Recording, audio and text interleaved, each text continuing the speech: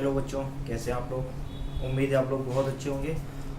आप सभी का एक बार फिर से स्वागत है RD star mathematics and science में।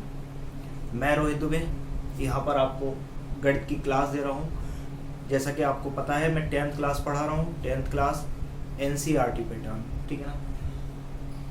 तो अभी तक हम लोगों ने सीखे थे कि अपरिमेय संख्या को सिद्ध करना। अंडर रूट 2 को हमने सिद्ध किया था, ठीक है ना, और अंडर रूट 3 को सिद्ध किया था। पिछली क्लास में हम लोगों ने अंडर रूट 2 को और अंडर रूट 3 को प्रूफ किया था कि ये अपरिमेय संख्या क्यों है। आज हम लोग सिद्ध करेंगे अंडर रूट 5 को। ये दोनों मैंने प्रूफ किया था, और यदि आपने पुरानी वीडियो ना देखी हो तो मैं इसका जो लिंक है वो डिस्क्रिप्शन में दे रखा हूँ, वहाँ से आप लोग देख सकते हैं, ठीक है ना। चलिए, तो अंडर रूट 5 को आज सिद्ध करेंगे। तो हम लिख लेते हैं क्वेश्चन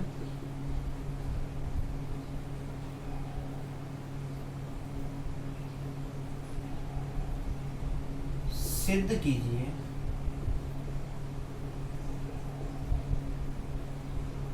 कि अंडर रूट 5 एक अपरिमेय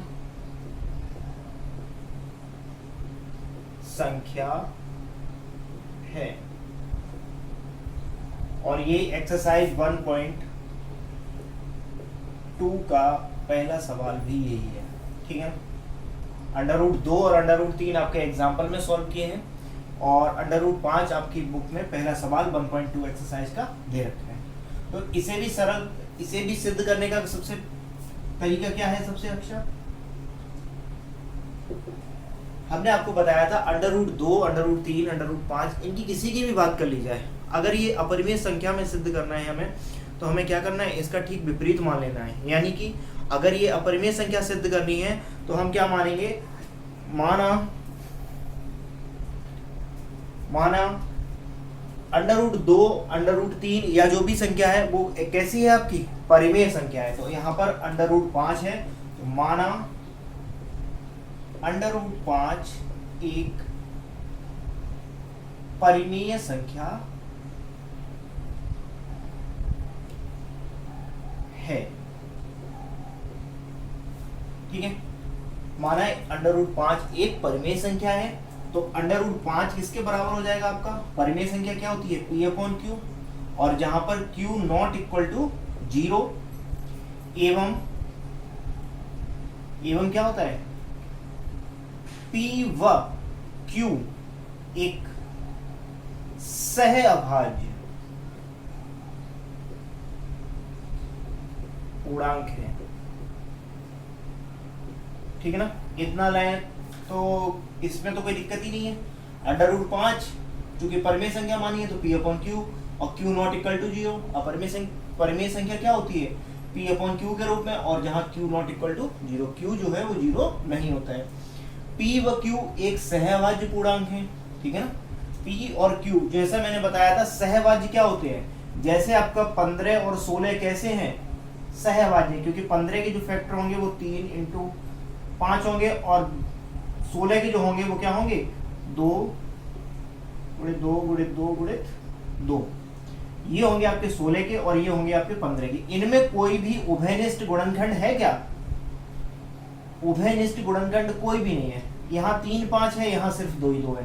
तो ये जब उभयनिष्ठ गुणनखंड नहीं आ रहा है, यानी कि ये दोनों कैसे हैं आपके सहअभाज्य गुणनखंड। सहअभाज्य गुणनखंड, सहअभाज्य संख्याएं वे संख्याएं होती हैं जिनके कोई भी गुणनखंड आपस में उभयनिष्ठ नहीं होते हैं, ठीक है ना। ये मैंने पिछली क्लास में बताया था और डीपली बताया था, तो इसमें ज्यादा हम लोग डीपली नहीं जाएंगे, इसमें डायरेक्ट सॉल्यूशन करते हैं इसका।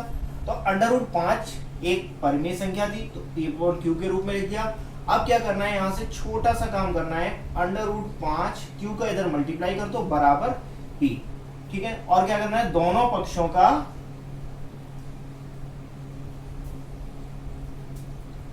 वर्ग करने पर,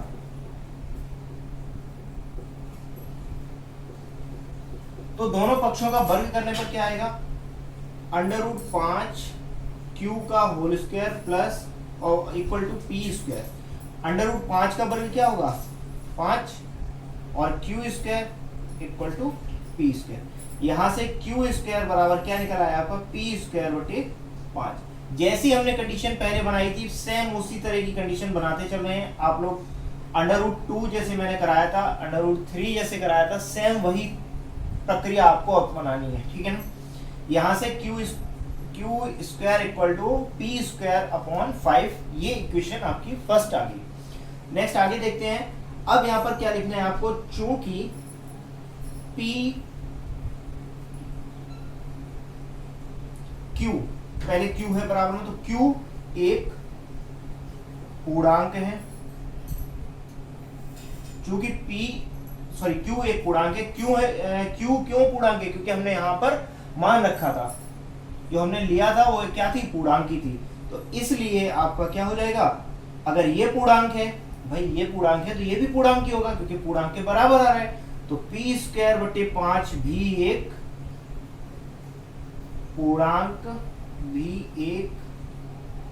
पूर्णांक, होगा, पूर्णांक है, ठीक है ना, है लिखेंगे, पूर्णांक है। नेक्स्ट आगे हमने एक प्रमेय आपको बताई थी कि यदि पी स्क्वायर बटे 5, यानी कि जो 5 है वो पी स्क्वायर को पूरा पूरा विभाजित कर रहा है, यानी कि पूर्णांक आ रहा है, तो जो पी होगी सिर्फ पी, उसको भी 5 जो है पूरा पूरा विभाजित करके पूर्णांक लेकर आएगा। ये मैंने प्रमेय आपको पढ़ाई थी, प्रमेय नंबर फर्स्ट। तो उसी से हमने क्या किया, यहाँ पर p बटे 5 भी एक पूर्णांक होगा,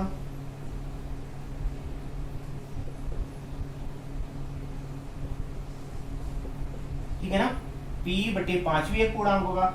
अब हमने p बटे 5 माना, p बटे 5 बराबर क्या ले लिया, k ले लिया, ठीक है ना। k आप लोग c ले सकते हैं, कुछ भी ले लीजिए, चलिए c ले लेते हैं आज, ठीक है। तो यहाँ पर आपका p बराबर क्या आ गया, 5c। ये आपका समीकरण नंबर हो गया आपका 2। समीकरण 2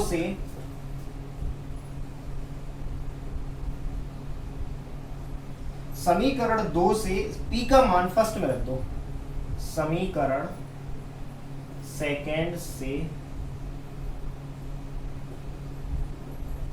p का मान समीकरण फर्स्ट में रखने पर, तो समीकरण फर्स्ट में रख दीजिए, तो क्या हो जाएगा, समीकरण फर्स्ट क्या था आपका, क्यू स्क्वायर बराबर p की जगह हम क्या रख रहे हैं, p का मान 5c, तो 5c का होल स्क्वायर हो जाएगा और बट्टी में क्या आएगा 5। तो क्यू स्क्वायर बराबर क्या हो गया आपका 525 c स्क्वायर अपॉन 5 से 25 5 टाइम्स कट गया, क्यू स्क्वायर इक्वल टू आ गया 5c स्क्वायर, और c स्क्वायर बराबर आ जाएगा आपका क्यू स्क्वायर अपॉन 5। यहां से हमने c स्क्वायर की वैल्यू निकाल ली क्यू के पदों में। ये समीकरण हो गया आपका थर्ड, ठीक है ना, सॉरी यहाँ पे ये जो है, हाँ ठीक है, c स्क्वायर, ठीक है। इतना निकालने के बाद देखिए जरा फर्स्ट से कंपैरिजन कीजिए, q की जगह c आ रहा है और p की जगह q आ रहा है। यहां पर भी वही चीजें चेंज हो जाएंगी, ये तीनों लाइनें सेम ज्यों की त्यों उतार देनी है, सिर्फ संख्याएं आपकी चेंज हो जाएंगी। q की जगह यहाँ पर क्या है, q की जगह c है, और p की जगह यहाँ पर क्या है, q है। तो क्या लिखा है यहाँ पर, चूंकि c, और जो हमने c माना था ये भी क्या था आपका पूर्णांक।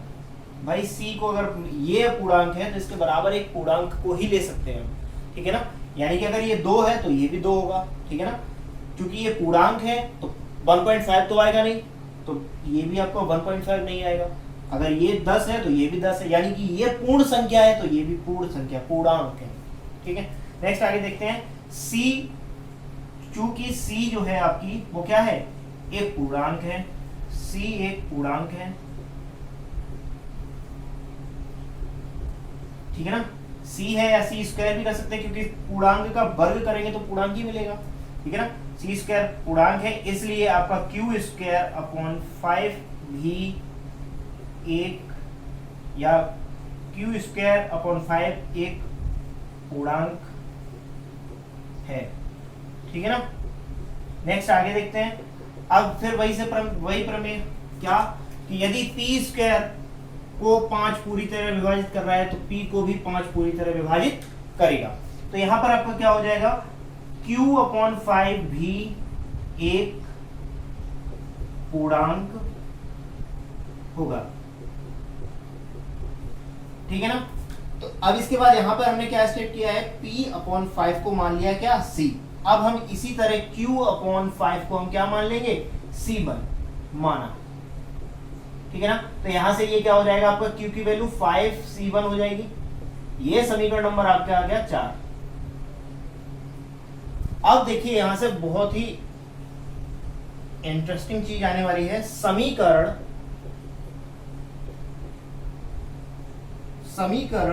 सेकंड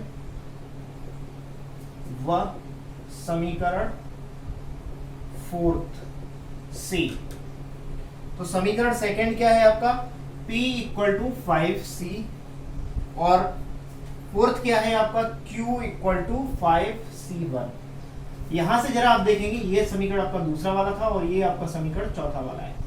यहां से आप देखेंगे कि जो P के गुणनखंड है वो 5C इस तरह से लिखा है, तो ये क्या होगा, 5 × C होगा। और 5C1 लिखा है तो क्या हो जाएगा, 5 × C1, यही होगा ना। तो देखिए यहाँ पे क्या आपको कॉमन फैक्टर मिल रहा है, 5। ठीक है ना।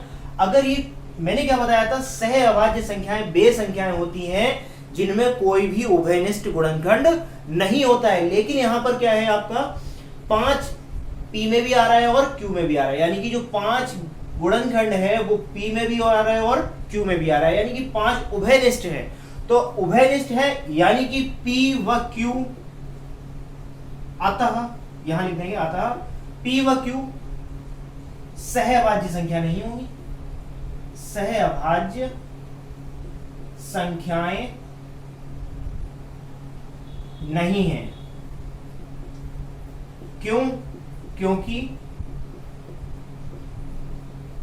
दोनों के मानों के गुणनखंड में 5 उभयनिष्ठ गुणनखंड प्राप्त हो रहा है। ठीक है ना। क्या हो रहा है, 5 उभयनिष्ठ गुणनखंड प्राप्त हो रहा है दोनों के गुणनखंडों में, तो इसलिए क्या होगी, सहअभाज्य संख्या नहीं होंगी। अतः यह पूर्व में माने गए कथन का विरोध कर रहा है। इसलिए √5 एक परिमेय संख्या नहीं होगी। ठीक है ना। परिमेय संख्या नहीं होगी यानी कैसे होगी, अपरिमेय संख्या होगी। ठीक है ना। इतना आपको प्रूफ करना है। कुछ लोगों को मैंने देखा है वो यहां पर छोड़ देते हैं, कहीं बहुत सी जगह मैंने देखा है कि Q² इस तरह से लिख देते हैं। कहां पे गया ये आपका 5Q² = P², यहां पर लिखने के बाद छोड़ देते हैं। उनका बोलना क्या होता है कि ये 5 आ गया, इसका एक फैक्टर आ गया, लेकिन यहां तो 5 नहीं आ रहा है भैया, यहां तो 5 नहीं आ रहा है। उनका कहना है कि ये दोनों यहां पे सहअभाज्य नहीं हुई। ठीक है ना। उनका कहना है कि ये दोनों संख्याएं जो है सहअभाज्य नहीं हुई। अगर हम मान लेते हैं यहां पर Q की जगह अगर हम मान लेते हैं 4, ठीक है, यहां पर मान लीजिए आप P को मान लीजिए आप 5, ठीक है, P को मान लीजिए आप 2 और इसे मान लीजिए 5, तो P की जगह आप 2 रख दीजिए, ये 4 हो गया, 2 का वर्ग 4, और यहाँ 5 गुणित 5 हो जाएगा। तो क्या इनमें से उभयनिष्ठ गुणनखंड आ रहे हैं क्या, 2 × 2? तो यहाँ पर कहना उचित नहीं है कि यहाँ पर आपका सिद्ध हो गया। ठीक है ना। सिद्ध करने का पूरा नियम इस तरह से होगा, ठीक है। चलिए एक बार फिर से देखते हैं।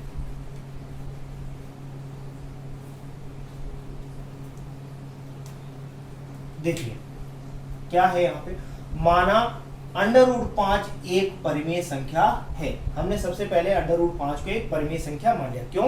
क्योंकि हमें अपरिमेय संख्या सिद्ध करना था। तो √5 p/q के बराबर होगा, ठीक है ना, क्योंकि परिमेय संख्या होगी, हमने परिमेय संख्या मान लिया, तो क्या हो जाएगा, p/q हो जाएगा। तो q नॉट इक्वल टू 0 और p व q एक सहअभाज्य पूर्णांक हैं। जैसा कि मैं बता चुका हूं, ये दोनों संख्याएं आपस में डिवाइड किसी भी सूरत में नहीं होंगी, यानी कि इन दोनों संख्याओं का कोई भी उभयनिष्ठ गुणनखंड नहीं होगा। यदि उभयनिष्ठ गुणनखंड होगा तो ये सहअभाज्य संख्याएं नहीं होंगी, ठीक है। और हमने क्या लिया है, p/q एक सहअभाज्य पूर्णांक है। चलिए आगे देखते हैं। हमने q का इधर मल्टीप्लाई कर दिया तो √5q = p हो गया। दोनों पक्षों का वर्ग करने पर, तो वर्ग कर दिया तो क्या आया, √5 का वर्ग 5 आ गया और q का वर्ग q² हो गया बराबर p², ठीक है ना। यहां से हमने q² की वैल्यू निकाली p के पदों में p²/5। ये समीकरण हो गया आपका फर्स्ट। अब यहां ध्यान से देखेंगे, ये 3 स्टेप जो है आपकी बहुत ही जरूरी है। क्या है, q एक पूर्णांक है, q² कर लेंगे यहाँ पे, ठीक है, q लिख सकते हैं, कोई दिक्कत नहीं। q² एक पूर्णांक है, ठीक है ना। q² क्या है, पूर्णांक है। क्यों है, क्योंकि हमने q को क्या मान रखा है, एक सहअभाज्य। अभी सहअभाज्य की बात नहीं कर रहे हैं, सिर्फ q क्या है, पूर्णांक, ठीक है। q एक पूर्णांक है तो q² भी क्या होगा, एक पूर्णांक। भाई पूर्णांक का अगर वर्ग करोगे, मान लीजिए 2 का वर्ग करते हो तो 4 आएगा, 3 का वर्ग करोगे तो, यानी पूर्णांक का वर्ग करने पर आपको पूर्णांक ही प्राप्त हो रहा है, तो q² भी क्या हो जाएगा, एक पूर्णांक होगा, ठीक है। अच्छा, ये जो पूर्णांक हो गया तो आपका ये भी एक पूर्णांक होगा। क्यों होगा, क्योंकि ये पूर्णांक के बराबर है, तो क्या हो जाएगा, p²/5 भी एक पूर्णांक होगा। तो इसके बाद क्या एक प्रमेय हमने बताई थी, प्रमेय नंबर फर्स्ट, यदि p² को p² को 5 पूरी तरह विभाजित कर रहा है, यानी कि 5 से काटने पर यहाँ पूर्णांक प्राप्त हो रहा है, ठीक है ना। 5 से काटने पर पूर्णांक प्राप्त हो रहा है, तो जब p को हम 5 से भाग देंगे तब भी हमें क्या प्राप्त होगा, पूर्णांक ही प्राप्त होगा, ठीक है ना। तो p/5 भी एक पूर्णांक होगा। नेक्स्ट आगे चलते हैं। माना हमने इसी को उठाकर क्या मान लिया, c माना है, आप कुछ भी मान सकते हैं, क्योंकि ये पूर्णांक है तो c भी क्या होगा, पूर्णांक ही होगा। p का मान हमने निकाल लिया c के पदों में, और जो p का मान जो भी निकला उसे समीकरण हम कौन से में रख देंगे, फर्स्ट में रख दिया, हमारा यहाँ पर आ गया, ठीक है ना।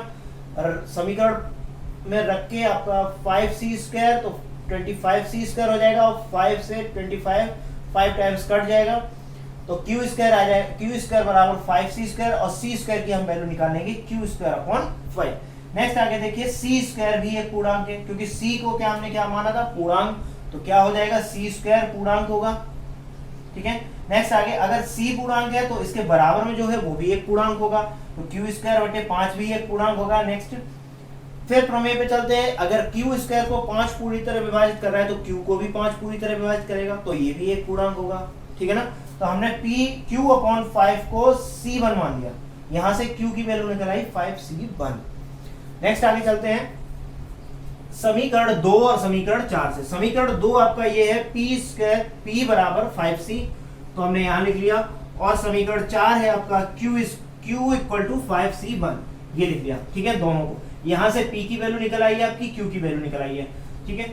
यहां देख रहे हैं आप, दोनों में 5 5 आ रहा है, तो यहाँ पर जो 5 है ये उभयनिष्ठ हो गया, ठीक है। c का कुछ भी मान हो सकता है, c1 का कुछ भी मान हो सकता है, उससे हमें कोई लेना देना नहीं है।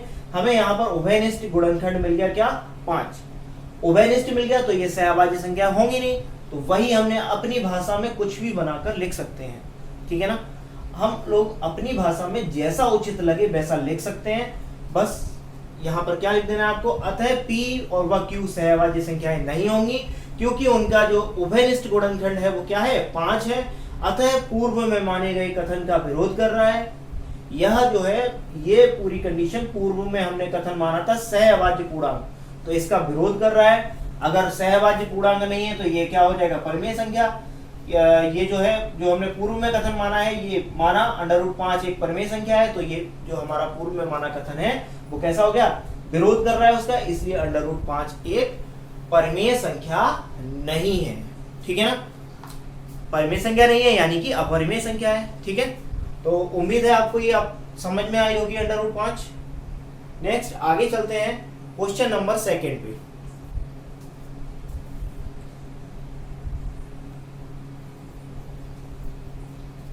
जो क्वेश्चन नंबर 2 है आपका, वो क्या कह रहा है, क्वेश्चन नंबर 2, सिद्ध कीजिए कि 3 + 2 √5, 3 + 2 √5 एक अपरिमेय संख्या है। ये आपको सिद्ध करना है यहाँ पे।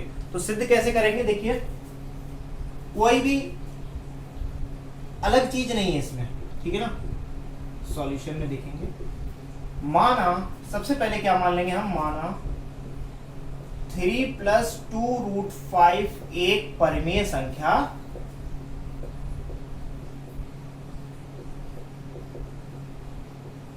है।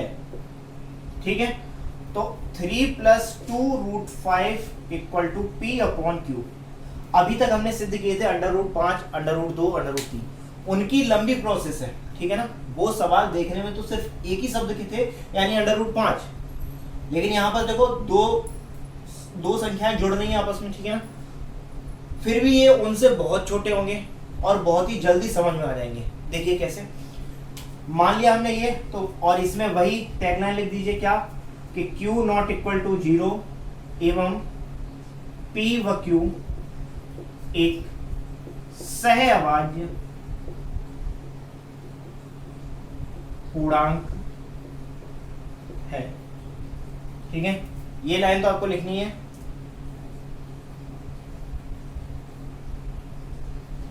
चलिए आगे देखिए, अगर अब यहां देखो, हमें सिर्फ इस साइड पे क्या रखना है, √ को रखना है, बाकी सबको हमें पक्षांतर करके ले जाना है। तो एक एक करके ले चलते हैं। 2 √5, तो यहां पर P/Q, यहां 3 प्लस का है, पक्षांतर करके ले जाएंगे तो क्या हो जाएगा, -3। इसी तरह √2 = P/Q और -3, और पूरे के बटे क्या आ जाएगा आपका, 1/2। ठीक है, तो इसे लिख लीजिए, √5 = P/2Q -3/2। ठीक है, इस तरह से लिख सकते हैं। एलसीएम भी ले लीजिए, छोड़िए एलसीएम भी ले लीजिए सीधा, तो ये क्या हो जाएगा, Q और 2 का अंदर मल्टीप्लाई हो जाएगा। ठीक है ना, तो क्या हो जाएगा ऊपर P - 3Q, ये हो गया। देखिए यहां से थोड़ा सा ध्यान देंगे, यहां से थोड़ा सा ध्यान देंगे, ज्यादा नहीं, ये एक परिमेय संख्या होगी। ठीक है ना, P और Q क्या है, पूर्णांक है, कोई भी मान रख देंगे P Q के, ये हमेशा क्या आएगी, एक परिमेय संख्या ही आएगी। ठीक है ना, लेकिन आप सिद्ध कर चुके हैं कि √5 एक अपरिमेय संख्या है। √ यहां लिख देंगे, हम पूर्व में सिद्ध कर चुके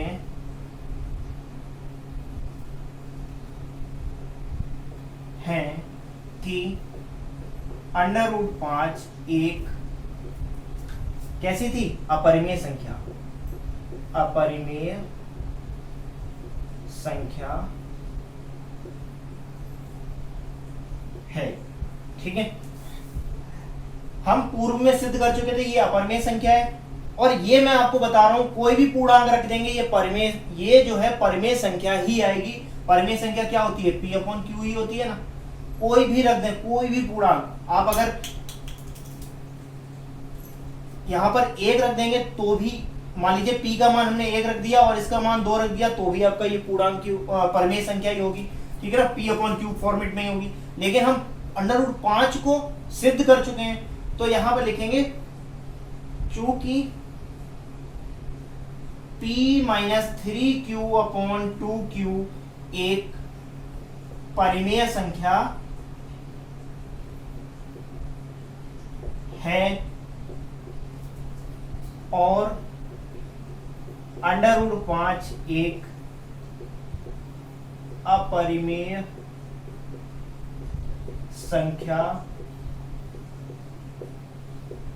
भाई जब एक परिमेय संख्या है और एक अपरिमेय, तो ये दोनों आपस में बराबर कैसे होंगी? नहीं होंगी ना। अतः ये दोनों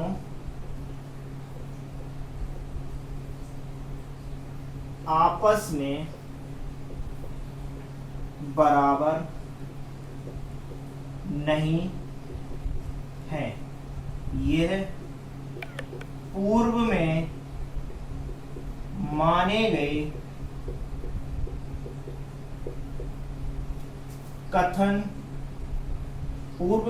गए कथन का विरोध कर रहा है। ठीक है, अतः क्या हो जाएगा? 3 + 2√5 एक अपरिमेय संख्या है। ठीक है ना। इतना समझ में आया? क्या किया हमने? सबसे पहले तो आपको ये सवाल लिख लेना है और सवाल में आपको मान लेना है कि ये आपकी परिमेय संख्या है। ठीक है ना। इसके बाद परिमेय संख्या मान लिया हमने। इसके बाद क्या करना है? कोई भी अक्षर को, कोई भी जो है इधर नंबर को इधर नहीं रखना है, अंडर रूट को छोड़ के सिर्फ अंडर रूट रखना है, बाकी सबको पक्षांतर कर देना है। तो बाकी सबको मैंने पक्षांतर कर दिया, तो ये आपकी इक्वेशन बनी आके। ठीक है ना, यहां तक तो कर लेंगे। उसके बाद अब आपको लिखना है कि हम पूर्व में सिद्ध कर चुके हैं कि √5 एक अपरिमेय संख्या होगी। ठीक है ना, अपरिमेय संख्या थी। ठीक है, इसलिए ये जो है आपकी परिमेय संख्या होगी। ठीक है ना, P/Q के रूप में कुछ भी आ जाए वो आपकी परिमेय संख्या होगी। आप आंख बंद करके लिख दीजिए। ठीक, एक परिमेय संख्या है और √5 एक अपरिमेय संख्या है, तो ये दोनों आपस में बराबर कैसे होंगी? बराबर तो होंगी नहीं। और यहाँ चूंकि बराबर आ रही हैं, तो ये क्या है? हमारे पूर्व में माने गए कथन का विरोध कर रहा है। ठीक है ना, ये बराबर नहीं है, जबकि यहाँ बराबर से आ रहा है। ठीक है, तो ये पूर्व में माने गए कथन को जो गलत साबित कर रहा है। ठीक है, तो पूर्व में माना गया कथन यानी कि माना 3 + 2√5 एक परिमेय संख्या, ये गलत सिद्ध हो गया। तो कैसी हो जाएगी? ये अपरिमेय संख्या हो जाएगी। ठीक है, कुछ भी नहीं है इस सवाल में, बहुत ही सरल सवाल है। चलिए आगे देखते हैं। इसमें जो है आपका एक सवाल और देखते हैं।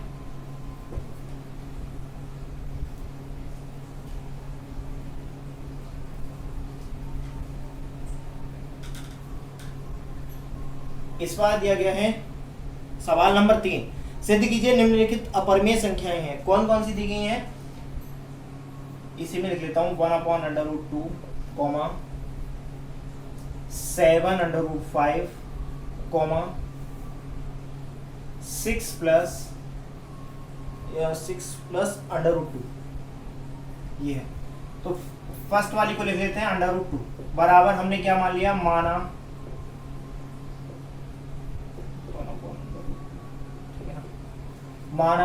1/√2 एक परिमेय संख्या है। इतना समझ में आया? इतना कर लिया। सबसे पहले हमने मान लिया परिमेय संख्या। 1/√2 इक्वल किसके हो जाएगा? P/Q के। जहां ये लाइन जरूर लिखनी है, P ≠ = 0 एवं P व Q एक सहअभाज्य पूर्णांक है। ठीक है, इतना समझ में आया? यहां पर क्या करना है? मैंने क्या बताया आपको? सिर्फ अंडर रूट रखना है, बाकी सबको पक्षांतर कर देना है। तो अंडर रूट ऊपर ले जाना है हमें, क्योंकि अभी अंडर रूट बटे में है, तो ऊपर कैसे ले जाएंगे? पलट दो दोनों को। दोनों को क्या करेंगे? दोनों को पलट देते हैं, यानी कि √2/1 हो जाएगा। और इधर भी पलट देंगे तो क्या हो जाएगा? Q/P। ठीक है, अगर ऐसा ना कर पाए तो क्या करेंगे? क्रॉस मल्टीप्लाई कर दीजिए। Q का गुणा इसमें कर दिया 1 में, तो यहाँ ये हो गया। और P का यहाँ पे ले आएंगे तो ये P हो गया। और बराबर में √2 को ऊपर ले जाएंगे तो √2, और 1 को बटे में लिख देंगे। कोई मतलब ही नहीं है 1 को बटे में। ठीक है, अब यहाँ से देखिए P/Q, ये Q/P, चाहे आप P/Q लिख लीजिए और चाहे Q/P। ठीक है ना, ये दोनों कैसी संख्याएं हैं? परिमेय संख्याएं ही हैं, ठीक है ना। अंश बटे हर के रूप में परिमेय संख्या आ रही है, लेकिन यहां पर जो है आपका √2 है, तो क्या लिखेंगे? इसके नीचे आप लोग खुद लिखेंगे कि √2 को हम पूर्व में सिद्ध कर चुके हैं कि ये आपकी अपरिमेय संख्या है, और जबकि Q/P कैसी है? परिमेय संख्या है। अतः हमारा ये जो कथन था, माना था हमने, वो कैसा हो गया? असत्य साबित हुआ। इसलिए 1/√2 एक अपरिमेय संख्या होगी। बस हो गया, 2 लाइन में सवाल, ठीक है ना। ये वाला ले लेते हैं 7/5 इक्वल टू, डायरेक्ट कर रहा हूं मैं, P/Q मान लिया हमने, और पूरी ये लाइन, ठीक है ना। चलिए 7 को इधर से हटा देना है तो P/7Q हो जाएगा। ये फिर भी एक परिमेय संख्या ही रही, लेकिन ये आपकी अपरिमेय संख्या है। √5 को हम सिद्ध कर चुके हैं कि √5 एक अपरिमेय संख्या है, और ये परिमेय संख्या और अपरिमेय संख्या दोनों बराबर नहीं हो सकती हैं। अतः ये पूर्व में माना कथन हमारा कैसा हो गया? असत्य साबित हुआ। इसलिए ये आपकी क्या हो जाएगी? 7/5 एक अपरिमेय संख्या। इतने छोटे छोटे सवाल है। मैंने आपने अगर √2, √5, √3 इन्हें सीख लिया, इसी तरह आपके √7 भी हो जाएगा, ठीक है ना। मान लीजिए पेपर में आ गया √7, तब क्या करेंगे? तो उसकी कोई नई प्रोसेस नहीं होगी। जैसे आपने √2 किया है, जैसे आपने √3 किया है, जैसे आपने √5 किया है, उसी तरह आपको √7 करना है, उसी तरह आपको √11 करना है, ठीक है ना। कोई भी संख्या आ जाए, कोई भी आ जाए, उसे आपको इसी तरह कर देना है, ठीक है। चलिए एक और रह गया इसमें, ये वाला, ये भी कर दे रहा हूं, बहुत ही सरल है। 6 + √2 बराबर P/Q मान लिया हमने, माना एक परिमेय संख्या है। 6 को उधर भेज देंगे, √2 P/Q - 6 हो जाएगा। अगर परिमेय संख्या में से 6 को घटा देंगे, ये भी एक परिमेय संख्या ही है, 6 को बटे 1 लिख दिया, तो ये भी एक परिमेय संख्या। परिमेय संख्या में से परिमेय संख्या को घटाएंगे, परिमेय संख्या प्राप्त होगी। लेकिन यहाँ पर आपका √2 है, ठीक है, तो ये भी ये आपकी कैसी है? अपरिमेय संख्या। हम पूर्व में सिद्ध कर चुके हैं, तो यहाँ पर ये क्या हो जाएगी आपकी? ये आपकी एक अपरिमेय संख्या हो गई, ठीक है। बस इतना ही लिखना है, ज्यादा कुछ नहीं लिखना है, ठीक है। चलिए, तो इसी के साथ आपकी एक्सरसाइज 1 यानी कि वास्तविक संख्याएं, रियल नंबर्स, समाप्त होती है। कल हम लोग लेके चलेंगे दूसरी प्रश्नावली, बहुपद। बहुपद में हम लोग क्या सीखेंगे? 9th में हम लोग सीख के क्या आए हैं?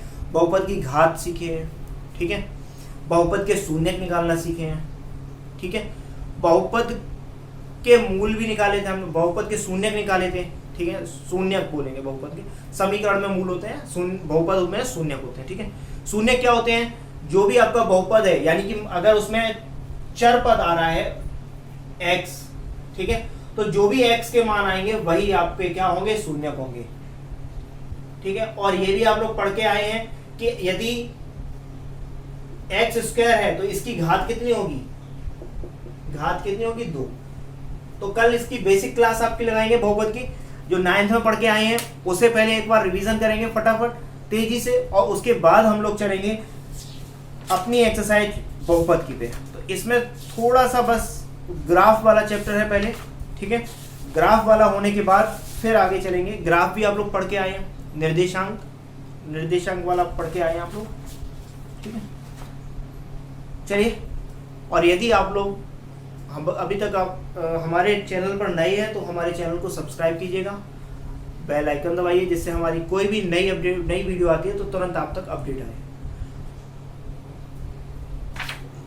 और 12th का बैच में बहुत ही जल्दी लेके आ रहा हूँ यूट्यूब चैनल पर ही, कल या परसों से 12th का बैच भी मैं चालू कर दूंगा। तो 12th में भी सबसे पहले मैं 12th का सेकेंड चैप्टर, यानी कि सेकेंड चैप्टर है आपका प्रतिलोम त्रिकोणमिति फलन, उसे लेकर स्टार्ट करूंगा। तो जो भी आपके बड़े भाई बहन हैं उन्हें जरूर बताइए, जो भी एंटर कर रहे हैं, ठीक है, उन्हें जरूर बताइएगा कि 12th का बैच मैथ का पूरा लेके आ रहे हैं।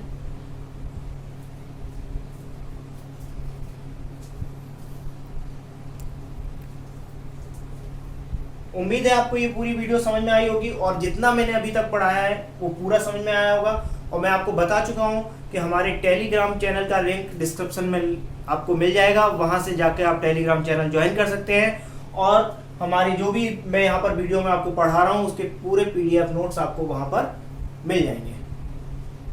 धन्यवाद दोस्तों, आज के लिए इतना ही। मिलते हैं कल नई वीडियो के साथ, नए चैप्टर के साथ।